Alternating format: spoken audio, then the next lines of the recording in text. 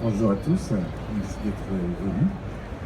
Donc, je vais vous présenter aujourd'hui un petit panel de mes réalisations sur le thème du design végétal, puisque c'est un sujet que je porte depuis une dizaine d'années. On va essayer de comprendre dans quel contexte il peut s'insérer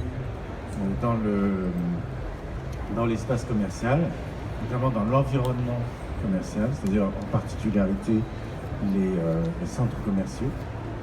Et puis après, on va essayer de comprendre les valeurs qui sont véhiculées par ce nouveau sujet. Voilà. Donc, on va dire l'espace végétal. Donc là, vous voyez un mur végétal, c'est beaucoup développé dans les centres commerciaux. Pourquoi? Parce que c'est un environnement qui est très maîtrisé et qui permet de développer des expérimentations, des choses assez poussées. Et du coup, c'est vraiment le secteur vers lequel j'ai été appelé à travailler. Alors, un petit historique, parce qu'on vient quand même de l'OA, donc sans faire un benchmark très poussé, mais tout simplement essayer de comprendre l'histoire des centres commerciaux rapidement.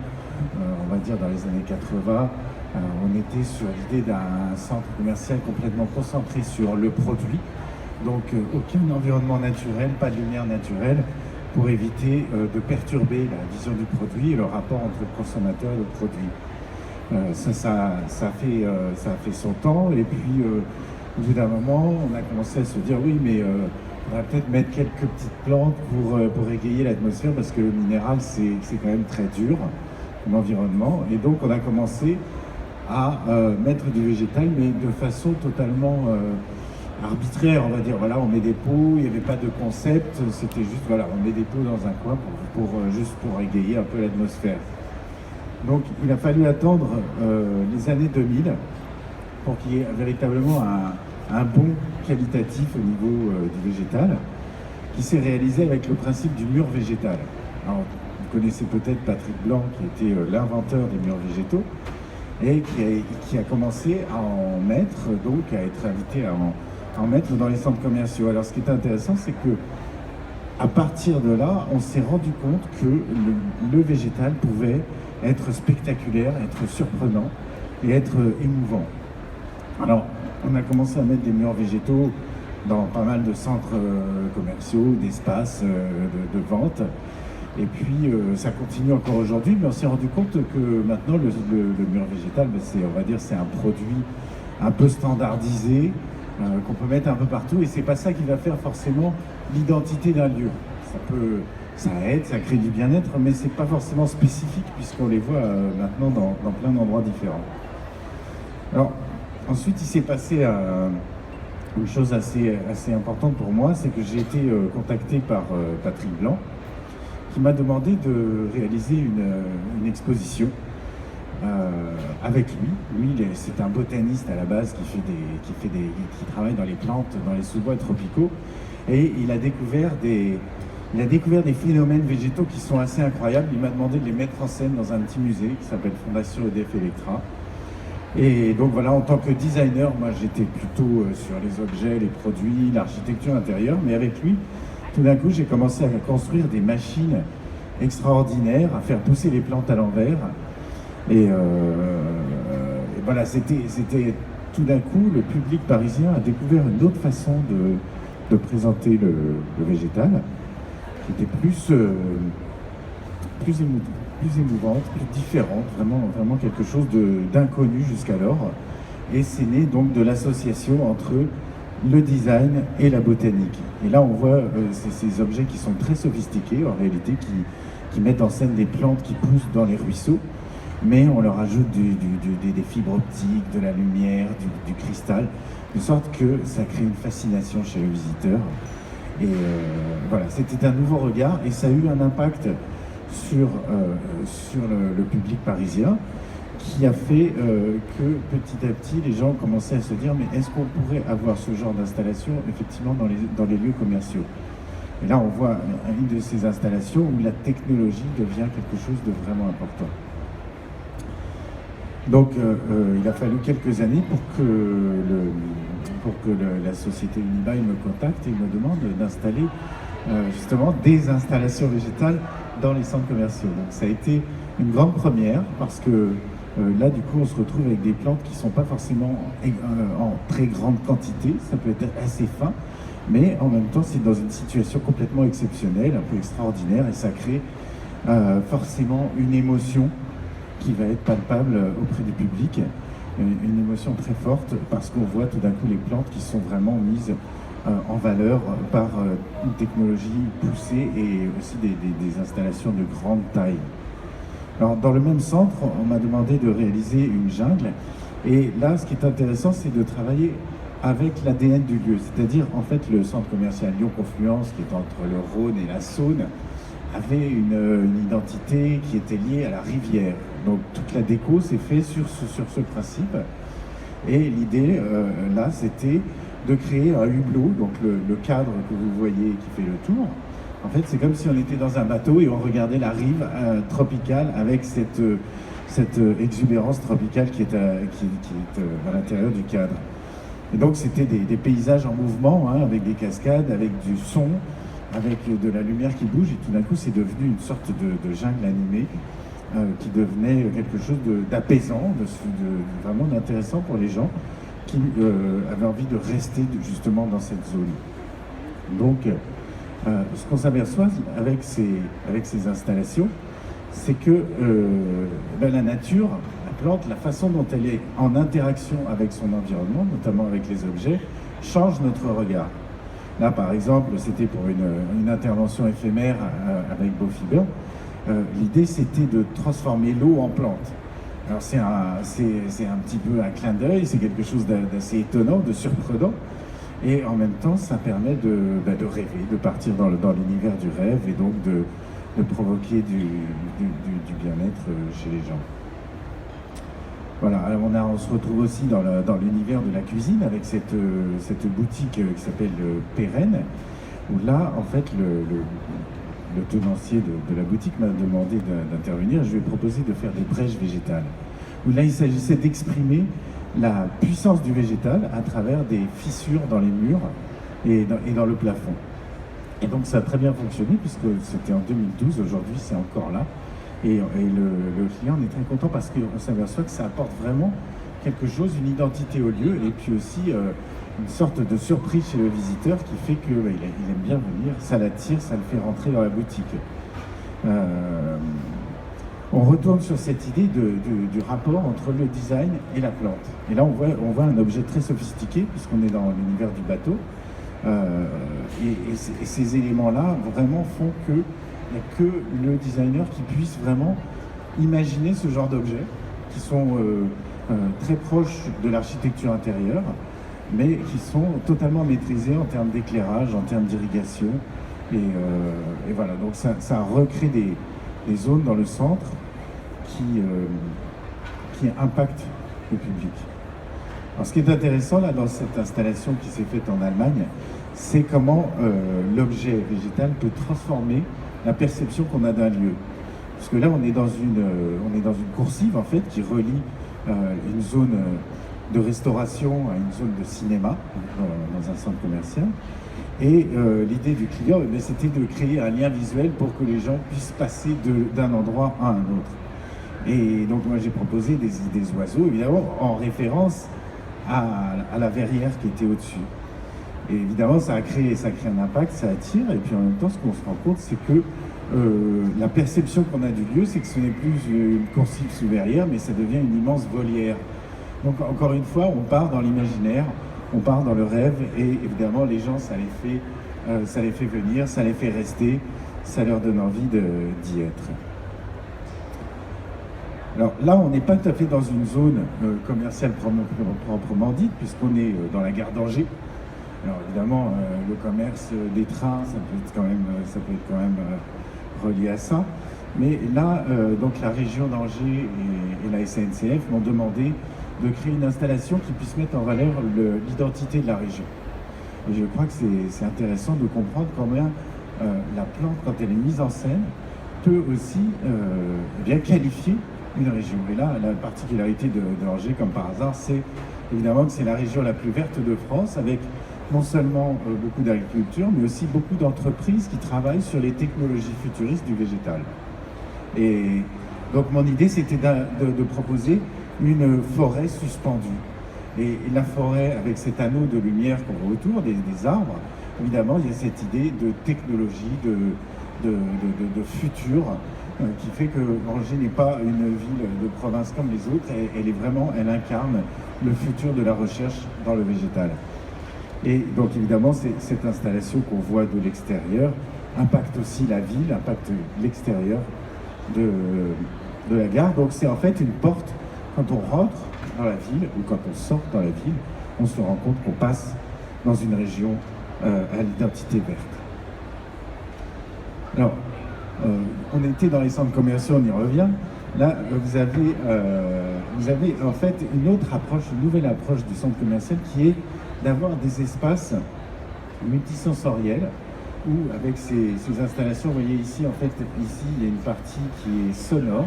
Donc, on a des douches sonores qui permettent aux gens de se reposer sous ces éléments végétaux qu'on voit là au bout d'un an, ils ont un petit peu poussé. Et donc l'idée là, c'est de proposer des pauses, de proposer des moments de repos pour que les gens puissent rester plus longtemps dans les zones commerciales. Donc à contraire des années 80 où on était concentré sur le produit, maintenant ça devient une expérience de visite où on y reste pendant un certain temps et donc ces éléments de ressources et aussi de rencontres, parce que ça devient un lieu de rencontre là-bas.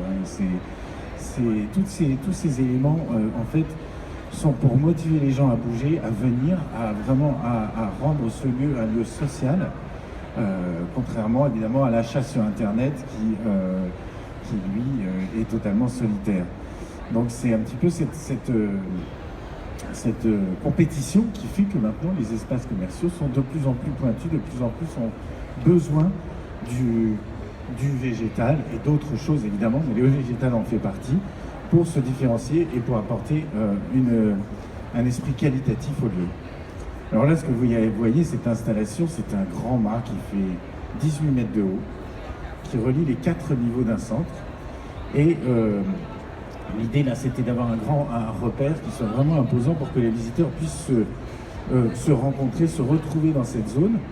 Et ce que vous voyez, en fait, les anneaux que vous voyez, les anneaux lumineux, en fait, font référence à des assiettes. Pourquoi? Parce qu'au 4e étage, on a une zone de restauration avec tous les restaurants habituels qu'on a dans les centres commerciaux. Et donc l'idée, c'était de donner une thématique qui soit reliée au service qu'on propose. Donc, du coup, ça donne du sens à l'objet et ça donne du sens aussi, ça permet aux visiteurs d'être attirés par cette idée. Et chaque assiette, en fait, est quand même une belle pièce de 2 mètres de large, avec des larges rebords pour que la plante puisse évoluer, puisse se développer. Puisque, en fait, l'idée, c'est qu'à chaque fois, évidemment, ce sont des plantes vivantes, avec des systèmes d'irrigation autonomes, des systèmes d'éclairage, qui leur permettent de pousser dans la durée, avec un minimum d'entretien. En bas de cet arbre, on a évidemment un point, un espace de rencontre, où les gens peuvent se retrouver. Alors, sur cette installation qui était à Vienne, je me suis totalement inspiré de la nature. Alors il n'y a pas que celui-là, hein, le projet des oiseaux aussi. En fait, on s'aperçoit que le biomorphisme est quand même une source incroyable de richesse, de qualité et d'imaginaire.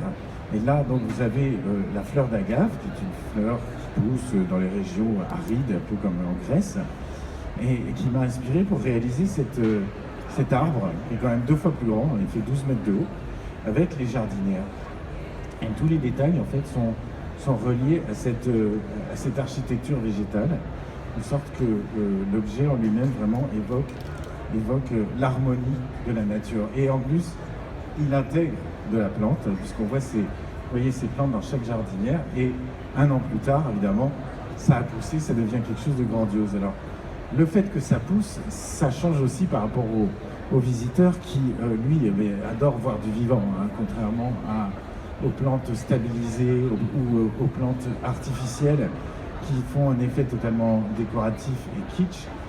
Quand on revient dans un centre commercial 3 mois, 4 mois plus tard et qu'on voit que les plantes ont évolué, que certaines plantes se sont développées, d'autres ont disparu par contre, eh bien l'intérêt c'est qu'il y a une relation au vivant. Et cette relation au vivant, elle est très riche et elle fait partie aussi d'une attente qu'on a aujourd'hui, une préoccupation évidemment par rapport à la préservation de la nature sur la planète.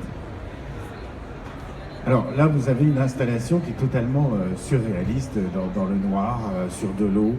Et l'idée dans cette exposition au Floraliste de Nantes, c'était de montrer que les plantes, que notre travail de designer, ce n'est pas de ramener les gens à la nature, mais de trouver des solutions pour apporter la nature aux nouveaux modes de vie. Donc faire ce lien entre les plantes et les urbains.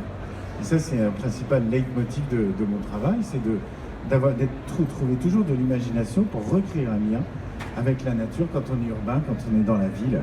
Et aujourd'hui, c'est ce que les gens attendent beaucoup dans les villes, c'est qu'on retrouve ce contact avec la nature sans pour autant que ce soit de nouveau la forêt ou la campagne. Alors, on parle de matériaux. Quand on fait du végétal, on véhicule des valeurs. Des valeurs qui sont liées à la nature, qui sont liées au bien-être, qui sont liées à la purification de l'air ou au rafraîchissement. Et il est important, dans la construction de ces objets, d'être attentif aussi à l'impact écologique de nos installations. Et là, vous voyez, pour cette installation aéroville, donc des immenses balles, ce sont des cloches végétales qui s'inspirent des paniers balinais, et en même temps, on dirait des sortes de grandes méduses qui flottent au-dessus de la tête des gens. Vous voyez que, en fait, c'est fait en bambou. Et le bambou, évidemment, c'est un matériau très écologique, très durable. En plus, on utilise évidemment à chaque fois des éclairages LED, et puis on économise l'eau avec le goutte à goutte. Donc on va être très, très écologique sur la question. Et je crois que c'est important parce que beaucoup de nos clients, en fait, nous demandent de valoriser leurs actions écologiques. C'est-à-dire qu'il y a beaucoup de centres commerciaux qui ont fait des efforts, qui ont mis des toits végétaux, qui ont mis des cellules photovoltaïques, qui traitent les eaux de pluie usées dans les parkings. Et ça leur coûte extrêmement cher, mais le public, lui, n'en a pas conscience, il n'arrive pas à le percevoir. Donc on s'aperçoit que ces objets sont aussi des symboles pour le centre, qui véhiculent des valeurs, qui sont des valeurs de respect de la nature et de développement durable. Alors, moi personnellement, j'ai toute une autre partie qui aussi vient appuyer cette idée, ce concept de développement durable, et c'est pour ça que mes clients me font confiance pour véhiculer ces valeurs. C'est pas du faux. C'est-à-dire que derrière, il y a toute une pratique qui va être plus artistique, plus engagée, qui va permettre, au-delà du bien-être et du service marketing qu'on peut offrir aux entreprises, eh bien, de réfléchir aux questions environnementales. Et je crois que j'avais envie de vous en parler aussi, bien que ça ne soit pas exactement lié au marketing. Ça me semble important parce que nous sommes tous ici dans la production d'objets, et moi-même en premier. Et je pense qu'on a une responsabilité sur le développement futur de notre civilisation et sur sa pérennité, évidemment. Donc, depuis le début, depuis les premières années, j'ai réalisé des installations qui rappellent par plein de points différents le besoin d'être en relation avec la nature et avec le respect de cette biodiversité, de cette nature. Donc là, par exemple, c'est un tipi qui fait référence à la civilisation amérindienne qui, elle, respecte totalement la nature comme en faisant partie. Et on voit que les gens qui rentraient dans cet endroit étaient totalement happés par la sérénité du lieu. Donc c'est pas seulement un concept, c'est aussi du ressenti, c'est aussi de l'émotion. Et pour moi, c'est très important de créer des objets qui sont attractifs, qui sont drôles, on va dire, et en même temps qui sont profonds par les émotions qu'on peut ressentir et par le discours qui est véhiculé. Donc là, vous aurez compris, un igloo tropical, c'est un oxymore, donc il y a quelque part de l'humour, et puis il y a évidemment derrière la question de la fonte des glaces qui apparaît dans l'inconscient de chaque visiteur. Des centres artistiques aussi m'ont demandé d'intervenir. Alors là, c'est une thématique que je trouvais assez drôle, c'est comment la société se développe, c'est-à-dire de manière totalement chaotique. Donc on voit ces tuyaux rouges qui s'emmènent les uns les autres. C'est un peu le symbole de notre façon de nous développer dans notre société, c'est-à-dire de façon organique, humaine, et puis la place qui est réservée au végétal, c'est-à-dire une place un petit peu en danger quelque part. On a l'impression qu'il y a quelque part un danger pour la plante. J'ai eu la chance d'être invité pour la Paris Design Week d'il y a 2 ans, par les grandes serres du Jardin des Plantes. C'est un lieu qui est exceptionnel parce qu'il y a une biodiversité d'arbres qui ont été amenés depuis des siècles. Et pour faire une intervention artistique, j'ai décidé de faire appel aux industriels de la brosserie française qui m'ont donné tous leurs produits de rebut. Et donc ce que vous voyez là, cette grosse fleur étrange, eh bien ce sont des brosses industrielles qu'on a assemblées. On a passé tout l'été avec mon équipe pour créer des paysages mystérieux avec des grandes lianes que vous voyez là. Ce sont des brosses étonnantes qu'on n'a pas l'habitude de voir parce qu'elles font partie du milieu industriel. Et ce qui était étonnant, c'était de voir le public. Alors il y avait 2 publics. Il y en avait un qui était halluciné et qui était dans un esprit enchanté par cet univers un petit peu Alice au pays des merveilles. Et puis il y en a d'autres qui étaient très choqués.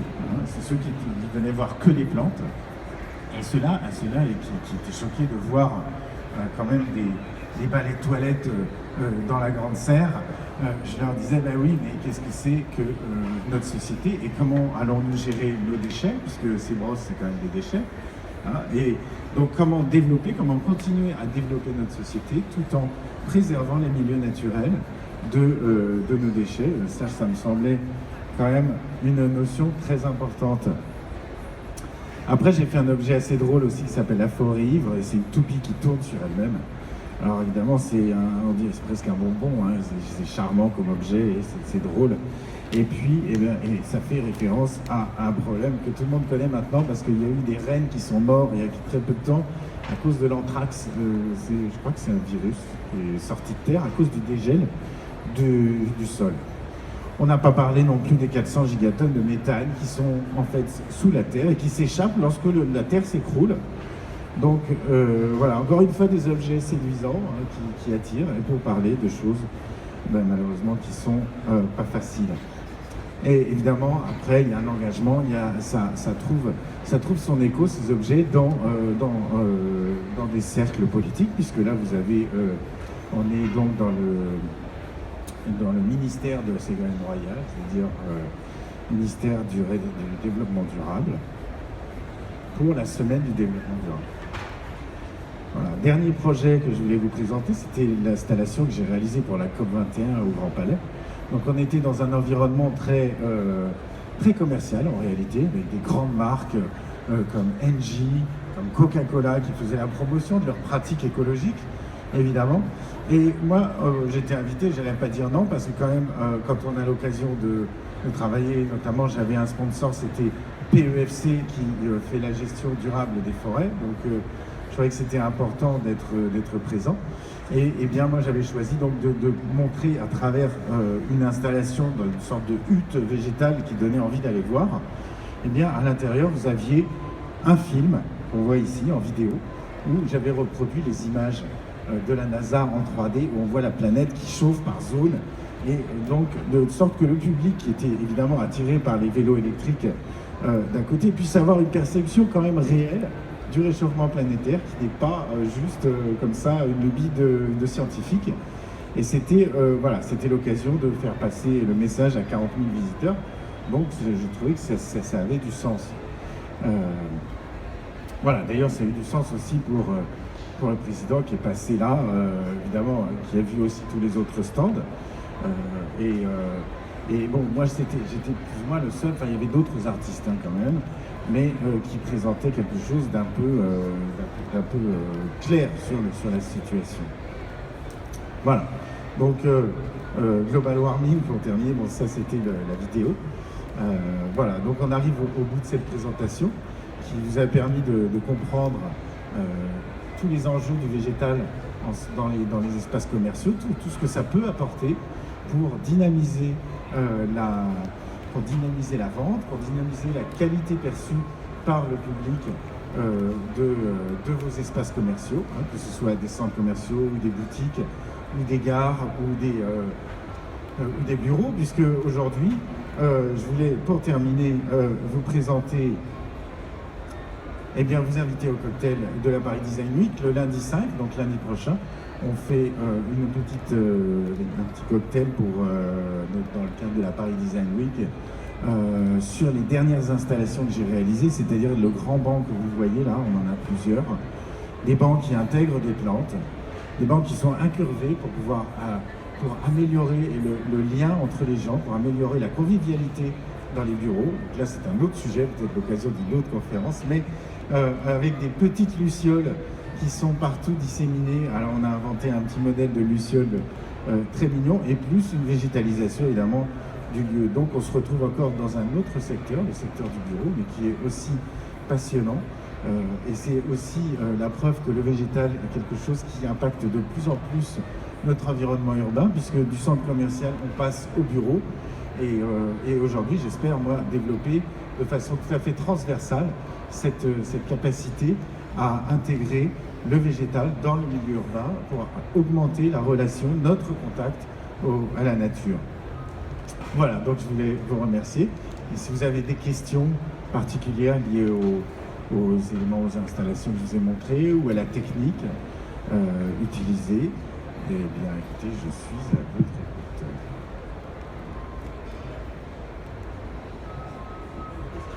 Personne n'a de questions? C'est que j'étais très complet alors. Ah bon, eh bien écoutez, dans ces cas-là, je vous remercie.